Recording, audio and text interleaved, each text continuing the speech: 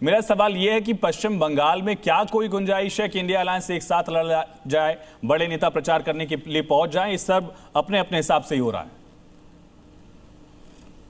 कुलदीप जी, देखिए मुझे तो पहले पूछना है कि अभी आपने इनसे पूछा था कि ममता जी के बारे में मोदी जी ने क्यों नहीं बोला, तो ये जवाब नहीं दे पाए। पता क्यों नहीं बोला ममता जी के बारे में? क्योंकि पिछली बार के चुनाव में जवाब कोई नहीं दे रहा है, वो छोड़िए, ममता जी का अपमान करने वाले दीदी ममता जी का अपमान करने वालों को पता है कि अब की बार अगर ममता जी पर अटैक करेंगे तो पिछली बार तो जो मिली थी उससे भी आधी सीटें मिलेंगी, ये जानते हैं, ये स्पष्ट जानने का काम करते हैं। दूसरी बार में, अरे चुप, आपकी बारे में सुनिए, दूसरी बार में पूछ रहा हूँ कि उनका शुभेंदु अधिकारी का हिसाब कब होगा, प्रदीप भंडारी, शुभेंदु अधिकारी का कब हिसाब होगा, हेमंत शर्मा का हिसाब कब होगा, नारायण राणे का हिसाब कब होगा, मुकुल रॉय का हिसाब कब होगा, जो तुम्हारी पार्टी के वॉशिंग मशीन में आके धुल चुके हैं उनका हिसाब कब होगा?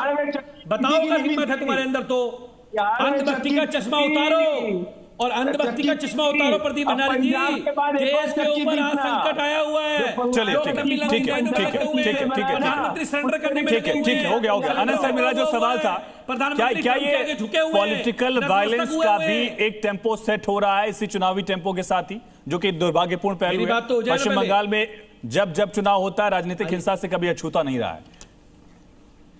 आयुष, आपके प्रश्न का उत्तर दूं उसके पहले एक चीज मैं बता देता हूं। मैं सिर्फ फैक्ट ये बताना चाहता हूं कि इनको मनरेगा का पैसा इसलिए नहीं मिल रहा कि पिछले 3 साल से यूटिलाइजेशन सर्टिफिकेट पश्चिम बंगाल केंद्र सरकार को नहीं दे रही है। इस पे बहुत सारे पत्र व्यवहार भी हुए हैं और ये पत्र व्यवहार अभी चल रहा है, इसलिए मैं नहीं जानता कि इसको राजनीति का मुद्दा बनाना चाहिए। मैंने फैक्ट आपके सामने रखा। दूसरी बात, तो आपने राजनीतिक हिंसा की कही।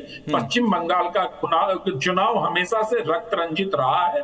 इस बार के लिए भी चुनाव आयोग के सामने और केंद्रीय बलों के सामने सबसे बड़ी चुनौती पश्चिम बंगाल को हिंसा मुक्त चुनाव करना है, क्योंकि चाहे पिछली बार अभी प्रदीप भंडारी भाजपा के प्रवक्ता ने बताया कि कितनी हिंसा हुई थी, उसके बाद कितने प्रदर्शन हुए थे, बावजूद उसके कुछ नहीं हुआ। लेकिन इस बार चुनाव आयोग को सिर्फ एसआईआर करने से नहीं होगा, चुनाव फियरलेस और एकदम भयमुक्त वातावरण में हो, जहां पर लोग अपने मताधिकार का ये बहुत इंपॉर्टेंट पॉइंट आपने रखा कि भयमुक्त हो और लोग भरोसे से वोट करने जाएं, चाहे जिसको भी वोट करें। कुलदीप जी, आपकी बात रह गई थी, बहुत छोटा सा पॉइंट, लेकिन ये भी बताइएगा, अगर ये एकजुटता बंगाल में नहीं दिखी तो अगले साल पंजाब की भी बारी होगी, वहां भी एकजुटता की कमी जो है वो दिक्कत ना करे? बहुत छोटा सा जवाब कुलदीप जी, छोटा रिएक्शन दीजिए प्लीज। हाँ, नहीं, पंजाब में तो आम आदमी पार्टी बिल्कुल अकेला चुनाव लड़ेगी, और पंजाब में हम पिछली बार तो 92 सीट लेकर आए थे, अब की बार 100 सीट पार आम आदमी पार्टी जाएगी। पंजाब में हमने जो काम करने का काम किया, जो कोर्ट ने अरविंद केजरीवाल जी को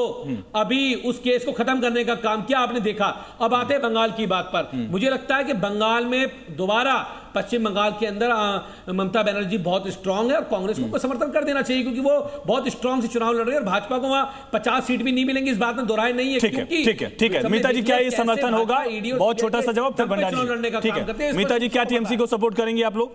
ठीक है, बंगाल में हमारी जो वेस्ट बंगाल कांग्रेस की प्रेसिडेंट है, ये ऑलरेडी हम लोग ऑलरेडी अनाउंसमेंट चुकी, और 290 में हम लोग यहाँ पर लड़ने वाले हैं।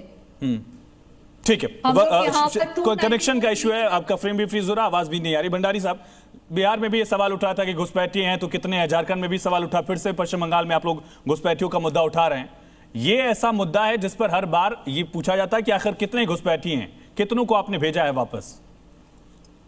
देखिए आयुष जी, बड़ी बात यह है कि कलकत्ता हाईकोर्ट ने एक टिप्पणी करी कि ममता बनर्जी की सरकार इकलौती ऐसी सरकार है जो केंद्र को फेंसिंग के लिए जमीन नहीं दे रही है, और बंगाल कलकत्ता हाईकोर्ट ने एक टाइमलाइन सेट करी, उसके बावजूद स्वयं पुरोहित और तृणमूल कांग्रेस उस पर जो है लागू नहीं कर रही, क्योंकि वो जानते हैं कि अगर बॉर्डर फेंस हो जाएगी तो घुसपैठिए रुक जाएंगे। दूसरी, जब एसआईआर के अंदर नाम हटते हैं, उसमें डेड वोटर भी होता है, उसमें घुसपैठिया वोटर भी होता है, उसमें ऐसा वोटर भी होता है जो जाके अपने नाम को गलत दिखता है। हमने देखा है कैसे केसेस है। आपकी उम्र जो है बच्चे की उम्र से कम होती है। ठीक है कुलदीप जी, हो गया। कुलदीप जी, स्वयं पुरोहित जी, मेरा आखिरी सवाल आपसे, छोटा सा रिएक्शन रखिएगा।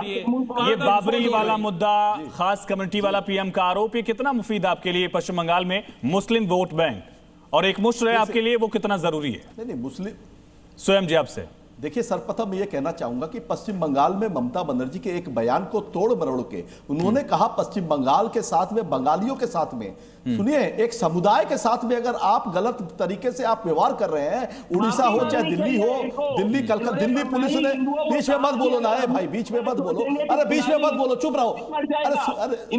अरे बंगाली बांग्लादेशी को क्यों बोला जाता है? फिर हिंदू मुस्लिम नफरती चिंटू की तरह बकबक करने लगे। चलिए ठीक है, बहुत शुक्रिया आप सभी का इस चर्चा में जुड़ने के लिए, अपनी बात रखने के लिए।